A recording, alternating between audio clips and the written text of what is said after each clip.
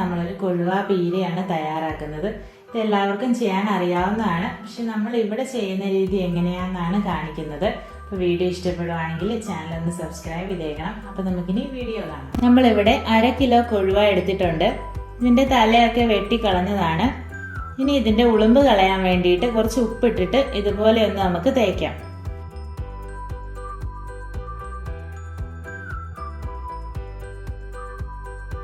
ഇനി നന്നായിട്ട് കഴുകി വൃത്തിയാക്കി എടുക്കാം.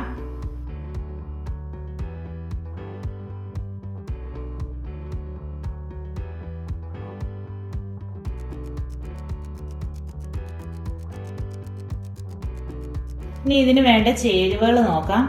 ചുവന്നുള്ളി ചതച്ചത് 12 എണ്ണം, 1 കുടം വെളുത്തുള്ളി ചതച്ചത്, 20 ഗ്രാമോളം കാന്താരി മുളക് ചതച്ചത്. കാന്താരി മുളക് ഇല്ലെങ്കിൽ 6-7 പച്ചമുളക് ചതച്ചെടുക്കുക. നമ്മൾ ചേരുവകളൊക്കെ ഇതിന് ചതച്ചാണ് ഇടുന്നത്.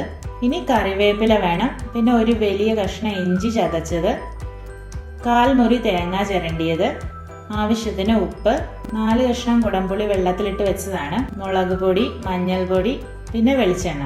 ഇനി നമുക്ക് തേങ്ങ ഒന്ന് ഒതുക്കിയെടുക്കണം. അതിന് നമുക്കിത് മിക്സിയുടെ ജാറിലേക്ക് ഇടാം.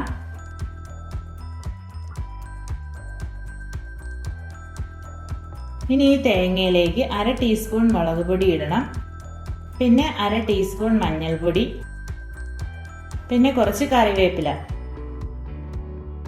ഇത്രയും ഇട്ടിട്ട് കുറച്ച് മാത്രം വെള്ളം ഒഴിക്കാം. തേങ്ങയുടെ താഴെ നിൽക്കാൻ പാകത്തിന് വെള്ളം മതി. എന്നിട്ട് ഇതൊന്ന് നമുക്ക് ഒതുക്കിയെടുക്കാം. തേങ്ങ ഒത്തിരി അരഞ്ഞു പോകാതെ നോക്കണം. ഇനി ഇത് നമുക്ക് മാറ്റി വെക്കാം. എന്നിട്ട് മീനിലേക്ക് ആദ്യം ചതച്ച് വെച്ചിരിക്കുന്ന ചുവന്നുള്ളിയും വെളുത്തുള്ളിയും ഇഞ്ചിയും കാന്താരി മുളകും ചേർത്ത് കൊടുക്കാം.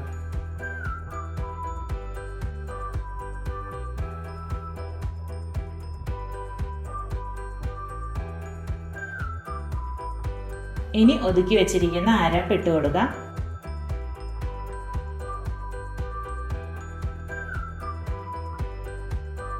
എന്നിട്ട് ജാറ് കഴുകി കുറച്ച് വെള്ളം കൂടി നമുക്ക് ഒഴിക്കാം.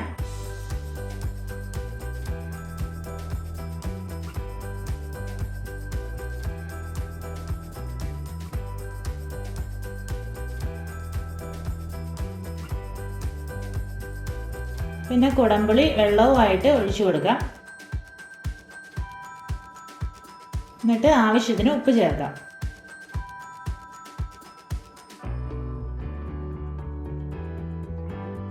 ഇനി ഒരു സ്പൂൺ കൊണ്ട് ഒന്ന് മിക്സ് ചെയ്തിട്ട് നമുക്ക് അടുപ്പത്ത് വെക്കാം.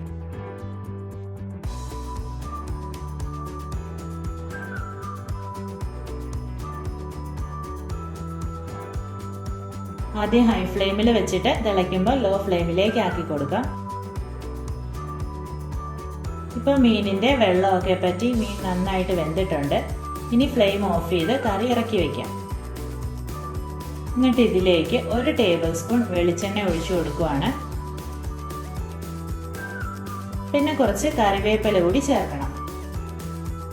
ഇനി നന്നായിട്ട് മിക്സ് ചെയ്യാം.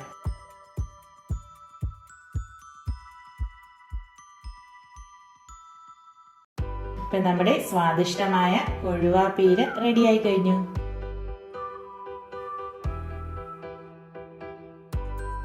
എല്ലാവർക്കും വീഡിയോ ഇഷ്ടമായി തന്നെ വിശ്വസിക്കുന്നു. അപ്പോൾ നിങ്ങളുടെ അഭിപ്രായങ്ങളൊക്കെ കമൻസ് ആയിട്ടൊന്ന് അറിയിച്ചേക്കണം. അടുത്ത വീഡിയോയിൽ വേഗം തന്നെ കാണാം. Thank you.